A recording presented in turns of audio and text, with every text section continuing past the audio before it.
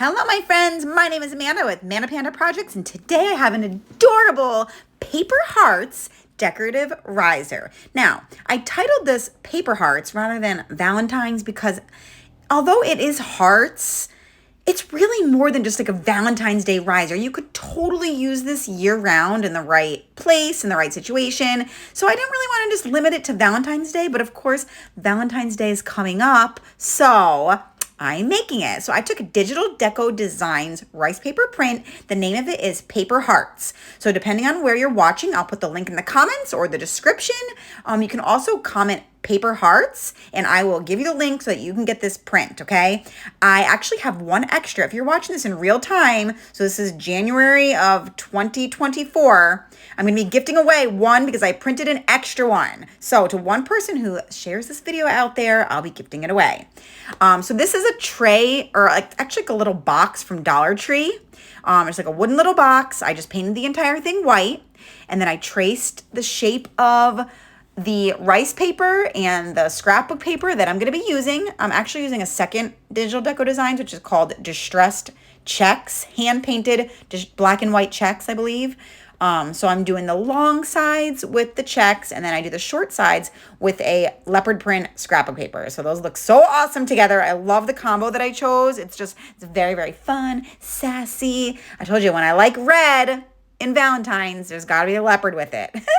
So I just Mod Podged that, used my Mod Podge and decoupaged the rice paper to the very top of this little box. So obviously I flipped it upside down. I'm not using it as a box because I'm going to use it as a riser.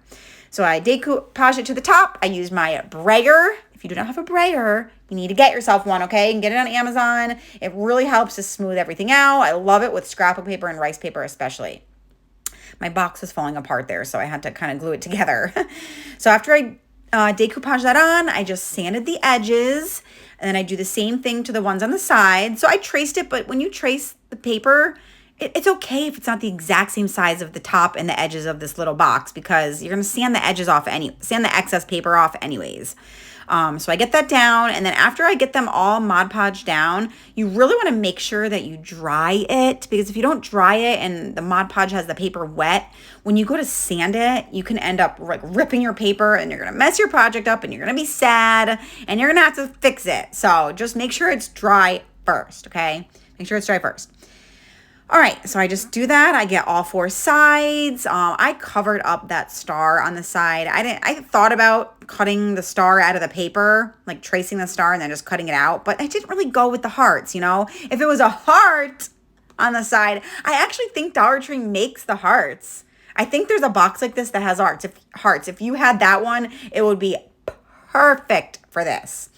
Okay, so now that I got the entire box done, since I want to make it into a little riser, I need something to attach the feet to. So because this is hollow on the inside, I needed to use Jenga blocks. So I just stacked them up. I did 2 rows of, I think it was 4, just enough to where it was almost to the top. I just used my hot glue gun and just glued them in there, and I did that on each corner. So now I have a little place for my little feet, which is going to be these like large 30mm wood beads, those ones, to sit on so that it will actually stand up like a riser would. So I took my beads. Like I said, these are huge. They are 30mm. You could use these. You could use, if you had wood spools. You could even make feet out of Jenga blocks or the little square wooden cubes if you wanted to. But this is what I had. So I painted them all black, and then I just glued them to each of the little Jenga block inserts, I guess you can call them. And then that was perfect. So then I take my Tim Holtz Distressed Ink and my Antique Gold Rub and Buff. It's needed a little something, you know, you could totally leave it as is, but I just wanted to give it a little something. So I wanted to distress it a little bit. So I took my ink and I rubbed it on all the edges, all the corners, anywhere where the scrapbook paper meets or the bottom edge, I rubbed it. And then I wanted to give it a little bit extra on the top. So I just went over the top of all 4 sides. Then I took my Rub and Buff and went along all the edges as well. You can't really see the Rub and Buff on the top.